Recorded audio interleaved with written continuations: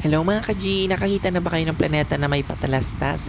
Yes, ayan guys, planeta na may patalastas. Oh, ayan. At dito mo nga lamang yan makikita sa Pilipinas guys. Diyan yan sa Mall of Asia. Oh, yan sa Pasay City guys. Only in the Philippines.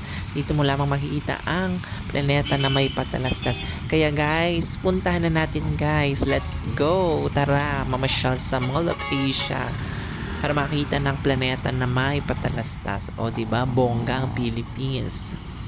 Nakakita ka na ng planeta ng malapitan, guys, at may commercial pa. O, diba? Kaya, let's go!